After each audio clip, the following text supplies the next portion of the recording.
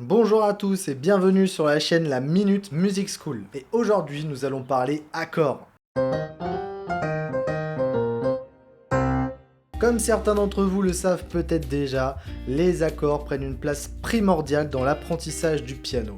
Ils représentent la partie harmonique d'un morceau et leur succession provoque ces émotions si fortes que l'on peut ressentir en écoutant de la musique, jusqu'à parfois avoir la chair de poule. Il existe deux grandes catégories d'accords, les accords majeurs et les accords mineurs. Un accord majeur aura tendance à vous faire ressentir la joie, tandis que les accords mineurs se distinguent par leur aspect plutôt sombre, triste, voire mélancolique. Succéder accords majeurs et mineurs durant un morceau et s'offrira à vous toute une nouvelle palette de couleurs émotionnelles. Et c'est pourquoi on aime tant la musique, nous, êtres humains, c'est grâce aux émotions qu'elle procure. Et c'est pourquoi, vous l'aurez compris, maîtriser les accords s'avère chose indispensable lorsque l'on est pianiste. Alors oui, je sais, je m'en excuse par avance, il va falloir faire un tout petit peu de théorie, mais rien de bien compliqué, vous allez voir. Alors nous allons dans un premier temps voir ensemble comment se construit un accord majeur. Alors pour un accord majeur, la première chose à faire, c'est choisir une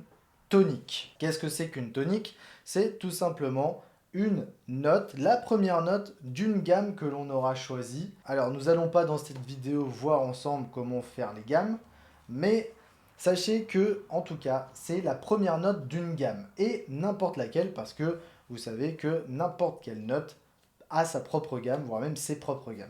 Donc on va choisir n'importe quelle note. Nous pour l'exemple on va bien sûr prendre la note Do.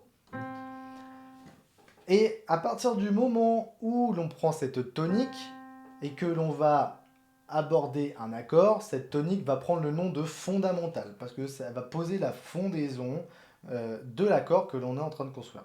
Donc tonique fondamentale, c'est à peu près les mêmes choses, mais je vous invite à en débattre plus amplement dans un cours de terminologie. Alors pour construire notre accord, du coup, on va partir de cette fondamentale qui va être le Do, et il va nous falloir pour cet accord majeur en tout 3 notes. Alors pour la première note, pas de souci, on a dit que c'était notre fondamentale, là le Do. Ensuite, pour prendre notre deuxième note de cet accord, il va falloir augmenter de 4 demi-tons. Alors, qu'est-ce que c'est qu'un demi-ton? Un demi-ton, c'est l'intervalle, donc la distance qu'il y a entre deux notes. Et là, en l'occurrence, un demi-ton, ça représente l'intervalle le plus proche entre deux notes sur un clavier.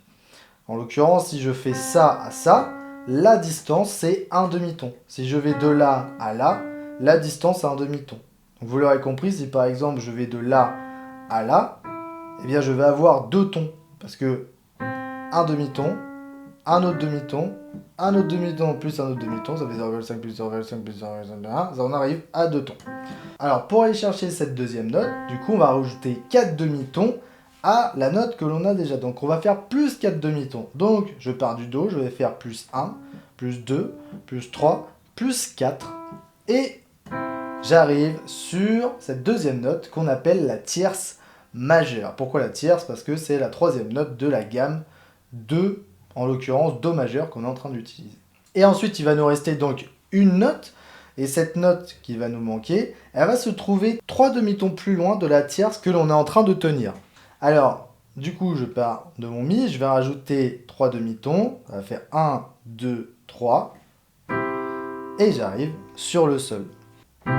Donc ça nous donne un accord de Do majeur. Pourquoi Do majeur? Parce que notre fondamentale était Do et que l'on a employé la formule mathématique pour jouer un accord majeur. Ces intervalles de fondamentale plus 4 demi-tons plus 3 demi-tons, ils sont reportables pour n'importe quelle fondamentale. Donc si par exemple je pars du La et que je vais rajouter, donc là c'est ma fondamentale, si je vais rajouter 4 demi-tons, 1, 2, 3, 4, j'arrive sur le Do dièse et que ensuite je rajouter 3 demi-tons, 1, 2, 3, j'arrive sur le Mi et donc du coup ça nous donne un accord de La majeure. Voilà pour ce qui est de la partie des accords majeurs.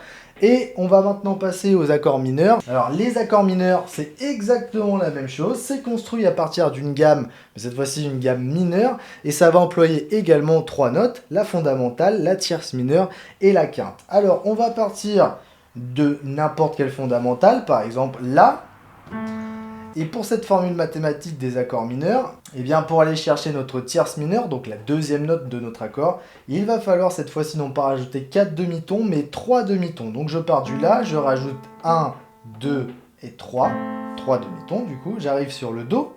Et pour ensuite aller chercher la troisième note, donc la quinte, il va falloir rajouter cette fois-ci, non pas 3 demi-tons, mais 4 demi-tons. Donc ça va faire 1, 2, 3, 4 demi-tons. Et j'arrive sur le Mi. Donc je ne sais pas si vous avez saisi, mais pour un accord majeur, il va falloir faire fondamental plus 4 demi-tons plus 3 demi-tons. Et pour un accord mineur, ça va être l'inverse. Il va falloir faire fondamental plus 3 demi-tons plus 4 demi-tons. On en fait un dernier accord mineur ensemble pour l'exemple. Alors si par exemple, cette fois-ci, je vais choisir Ré, par exemple.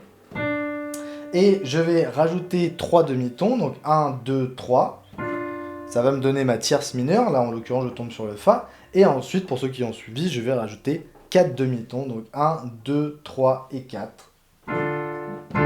Et j'arrive bien sur un accord de Ré mineur. Voilà. Alors pourquoi tout à l'heure je vous parlais du fait que quand on succède des accords mineurs et majeurs, eh bien ça provoque des émotions.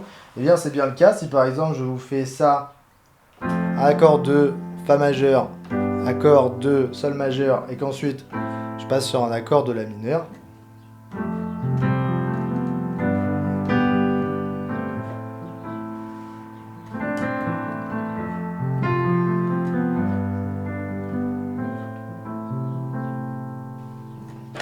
Voilà, donc j'espère que cette vidéo vous aura appris le fonctionnement d'un accord majeur et mineur et que vous saurez bientôt l'appliquer vous-même à toutes les toniques. Donc on a 12 toniques parce que de Do à l'autre Do, enfin plutôt de Do à Si, on a 12 demi-tons, donc 12 fondamentales.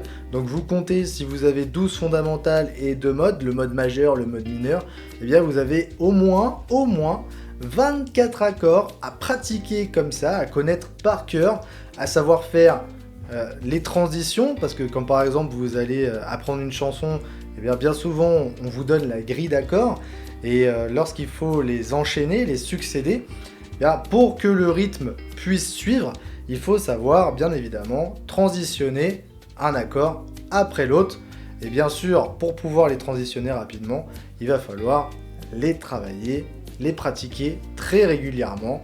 Et c'est comme ça que vous serez bientôt de véritables petits pianistes. Voilà, moi en attendant, je vous souhaite une bonne journée et puis je vous dis à bientôt dans la Minute Music School.